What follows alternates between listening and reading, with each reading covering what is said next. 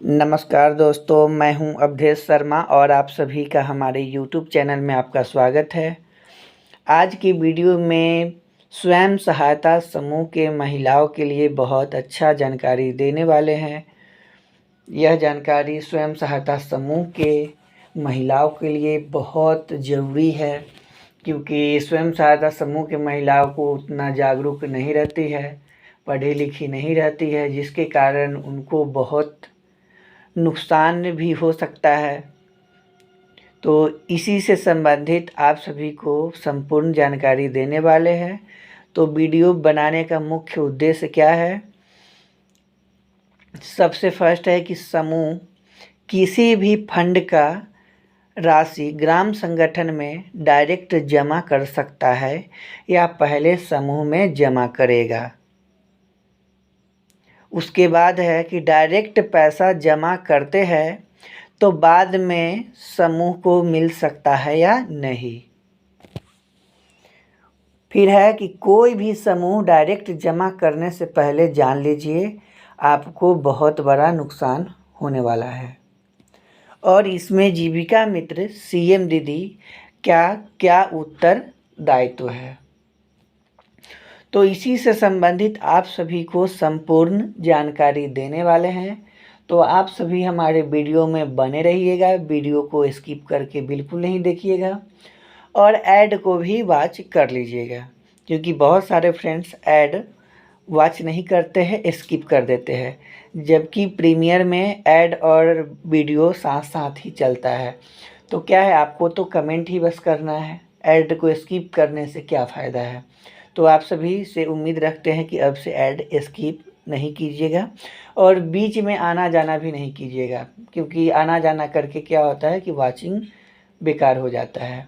और सभी फ्रेंड्स समय से भी 9 साढ़े 9 बजे जुड़ जाइएगा, क्योंकि आधा अधूरा वीडियो वॉच होने से ना आपको समझ में आएगा और हमारा भी वीडियो बेकार हो जाएगा और उसका रीच भी डाउन हो जाएगा। तो इसलिए आप सभी से छोटा सा रिक्वेस्ट है। तो चलिए हम अब शुरू करते हैं कि समूह को ग्राम संगठन, जैसे समूह है तो ग्राम संगठन समूह को जानता है, समूह के महिलाओं को नहीं जानता है। तो ग्राम संगठन में किसी भी तरह का फंड समूह के माध्यम से मांगा जाता है, उसमें पर्सनली कोई महिलाएं नहीं मांग सकती है। तो कभी भी जब ग्राम संगठन में किसी भी तरह का राशि जमा करते हैं, यानी किसी फंड का राशि जैसे मूलधन ब्याज चुका रहे हो, या आप उसमें एचआरएफ बचत कर रहे हो, या अंश पूंजी कर रहे हो, या सदस्यता शुल्क जमा कर रहे हैं, या सीआईए फंड का राशि भुगतान कर रहे हैं, या सामान्य लोन का भुगतान कर रहे हैं, यानी किसी भी फंड का राशि अगर भुगतान करते हैं तो भुगतान करने से पहले आपको बहुत अति महत्वपूर्ण जानकारी रखना है कि डायरेक्ट आप समूह के माध्यम से सबसे पहले आप अपना समूह में जमा कीजिए, ग्राम संगठन में डायरेक्ट नहीं जमा कीजिएगा। ग्राम संगठन का बैठक समझिए कि आपका 20 तारीख के है, तो आप 20 तारीख के 1-2 दिन पहले आपस में, अगर जीविका मित्र दीदी जाती है तो भी, अगर नहीं जाती है तो भी, आपस में आप लोग जमा कीजिए। और उसके बाद अगर 2-3 दिन पहले जीविका मित्र दीदी आपके गृह समूह में चली गई तो आप उसी समय जमा कर लीजिए। समूह के मिनट्स में मिनटाइज करवा लीजिए कि आज के मतलब ग्राम संगठन से जो लोन लिया गया है, या ग्राम संगठन में 500 रुपये सदस्यता, 100 रुपया सदस्यता शुल्क, 1000 अंश पूंजी, या 100 रुपये एचआरएफ जमा होने वाला है, या जनरल लोन का मूलधन इतना राशि, ब्याज इतना राशि जमा होने वाला है। तो वो चीज़ क्या होता है कि सबसे पहले समूह के रजिस्टर में मैनेटाइज होता है और उसमें उसी समय प्राप्ति भुगतान में भी वो राशि लिया जाता है, क्योंकि ग्राम संगठन में जो भी पैसा जमा होता है वो समूह के माध्यम से होता है। तो सबसे पहले समूह में पैसा जमा होगा, वो प्राप्ति भुगतान में भी चढ़ेगा, और जो ग्राम संगठन का पैसा है वो समूह में जमा होगा, वो कोषाध्यक्ष के हाथ में रहेगा या बक्से में रहेगा।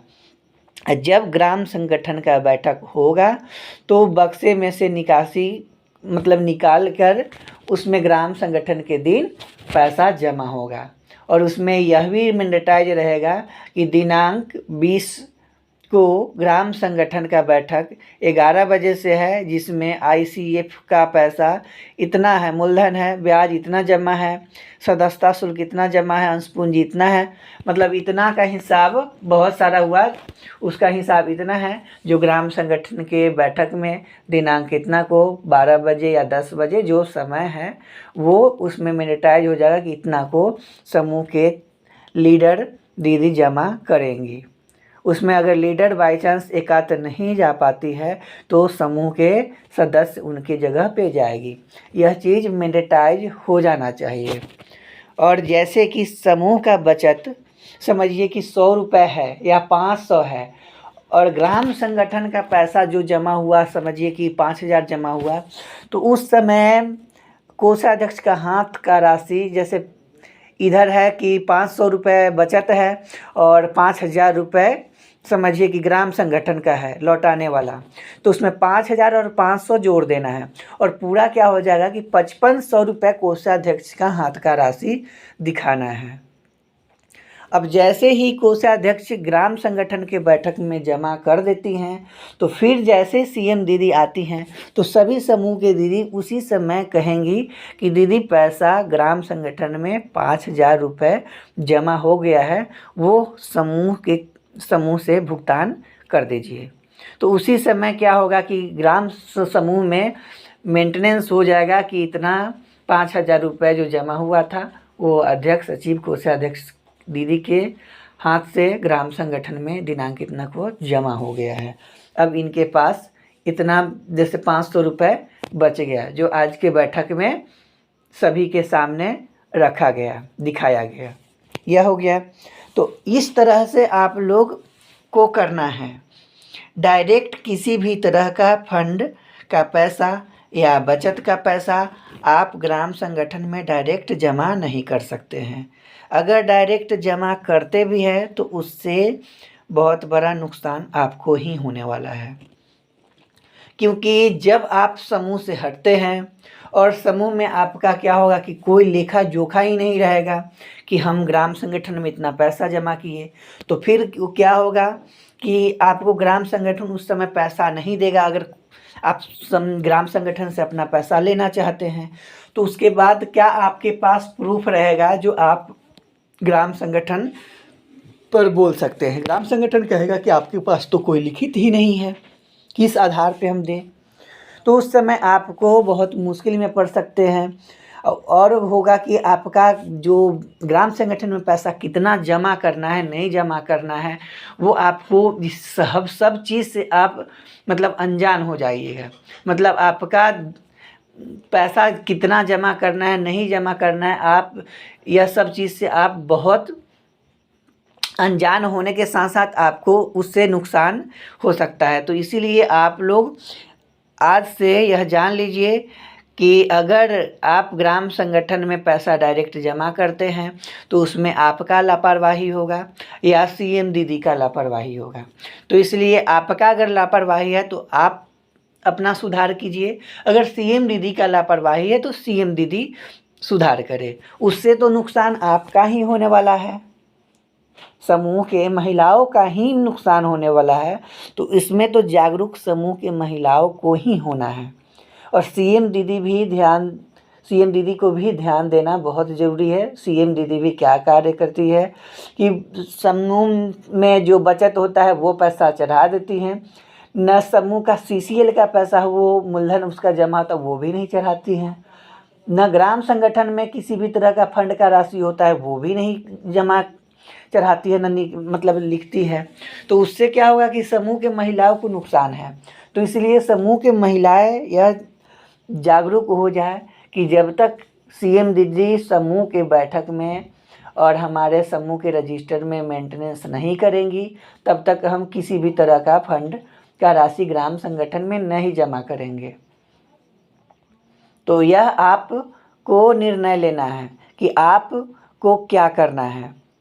सीएम दीदी का अगर लापरवाही है तो उसमें आपका ही नुकसान है, और सीएम दीदी को भी मतलब बात सुनना बहुत पड़ेगा। क्या है कि पैसा का हिसाब किताब अच्छा तरह से चल नहीं पाएगा, और उसमें आपको कन्फ्यूजन रहेगा। पैसा आप कुछ जमा किए, आपको कुछ याद रहेगा।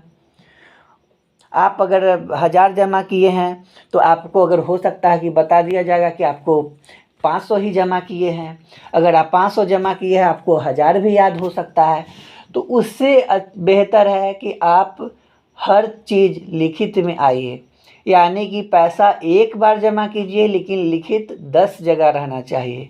अगर ग्राम संगठन का रजिस्टर बाई चांस खो जाता है तो उस स्थिति में क्या होगा कि समूह के मिनट्स के आधार पर भी ग्राम संगठन बन सकता है, क्योंकि ग्राम संगठन का संपूर्ण तरह का लेन देन होता है। जो जमा होता है, जो ग्राम संगठन से ऋण लेते हैं या उसमें देते हैं, तो संपूर्ण तरह का लेन देन भी समूह के रजिस्टर में मैंडेटाइज होना बहुत अति आवश्यक है। तो इसलिए आप सभी समूह के महिलाओं के लिए यह जानकारी रखना बहुत ज़रूरी है। अगर सीएम दीदी के तरफ से लापरवाही किया जाता है तो आपका उत्तरदायित्व है कि सीएम दीदी को से कैसे काम करवाना है, कैसे लिखवाना है। सबसे पहले समूह के महिलाओं को खुद का टाइम नहीं है समूह में बैठने के लिए, और सीएम दीदी भी क्या कहती है कि दीदी को तो टाइम ही नहीं है बैठने के लिए, हम जाते हैं तो दीदी बैठ भी नहीं करती हैं। ग्राम संगठन का पैसा जमा करने के लिए कहते हैं तो कहती है कि आज नहीं है, हम डायरेक्ट उसी दिन जमा कर देंगे। तो उसमें ऐसा नहीं है कि एक सीएम दीदी का ही गलती होता है, उसमें समूह के महिलाओं का भी बहुत गलती होता है। लेकिन है कि समूह के महिलाओं को जागरूक करने का सीएम दीदी का भी उत्तरदायित्व है। उसके बाद है कि जीविका क्या है कि समूह के महिलाओं को भी जागरूक होना ज़रूरी है, लेकिन मोबिलाइज करने का तरीका सीएम दीदी को जानकारी रहना चाहिए। उनको आप अच्छे तरीके से जानकारी दीजिए कि इससे आपको ही नुकसान होने वाला है। तो जैसे ही जानेंगे कि हमको इससे नुकसान होने वाला है, हम पैसा इतना जमा कर रहे हैं, हो सकता है कि पैसा हमको बाद में बढ़ा भी दिया जाएगा या घटा भी दिया जाएगा, हमको कुछ याद रहेगा। तो फिर क्या होगा कि उस समय ग्राम संगठन में उनको कन्फ्यूजन होने के कारण कुछ मतलब बोलाचाली हो जाए। तो इस तरह से बचने के लिए आप अच्छे तरह से ध्यान दीजिए। सीएम दीदी भी ध्यान दीजिए, समूह के महिलाओं भी ध्यान दीजिए। समूह के महिलाएं भी ध्यान दें कि जो भी लेन देन हो वो समूह के बैठक में लेन देन करें, और जैसे ही ग्राम संगठन में पैसा जमा करे वो समूह के रजिस्टर से वो माइनस भी करवा ले। अगर आपका ग्राम संगठन का लेन देन जो भी होता है, अगर आपके समूह में नहीं रहा लेखा जोखा, तो आपको पैसा नहीं मिलेगा। तो इसके लिए आप अभी से ही जागरूक हो जाइए। जो जीविका मित्र सीएम दीदी अगर इस तरह का कार्य करती है, नहीं लिखती हैं, तो उस समय लापरवाही अगर होता है तो उससे संबंधित भुगतान आप ही को करना पड़ेगा। यानी आपको बहुत तरह का बात सुनना पड़ेगा, मेंबर से भी सुनना पड़ेगा, उसके बाद आपको ग्राम संगठन से भी सुनना पड़ेगा। तो इसलिए आप भी जागरूक होइए। अगर आपसे दीदी नहीं बस समझती है तो वो बात आप ग्राम संगठन में बताइए कि दीदी जमा नहीं करना चाहती है। आप ग्राम संगठन में कहिए तो उसका उस समूह में विजिट किया जाएगा कि क्यों नहीं जमा करना चाहती है। तो इस तरह के आपको जानकारी देना ज़रूरी है, और समूह के दीदी को सबसे ज़्यादा यह जानकारी रखना ज़रूरी है। और जो समूह के दीदी को जानकारी नहीं है वो आप सभी हमारे वीडियो को शेयर कर दीजिएगा, और लाइक भी कर दीजिएगा, कमेंट भी कर दीजिएगा। और आप सभी को अगर इसमें किसी भी तरह का समझने में परेशानी हुआ होगा तो आप सभी कमेंट के माध्यम से पूछ सकते हैं, और आप सभी का रिप्लाई भी मिलेगा। तो आप सभी बताइए कि आज का हमारा वीडियो कैसा लगा। अगर हमारा वीडियो अच्छा लगा होगा तो लाइक कीजिएगा, कमेंट कीजिएगा, चैनल को सब्सक्राइब कर लीजिएगा और बेल आइकन को प्रेस करना नहीं भूलिएगा। तो आप सभी का हमारे वीडियो में बने रहने के लिए बहुत बहुत धन्यवाद। सभी को एक साथ बाय बाय।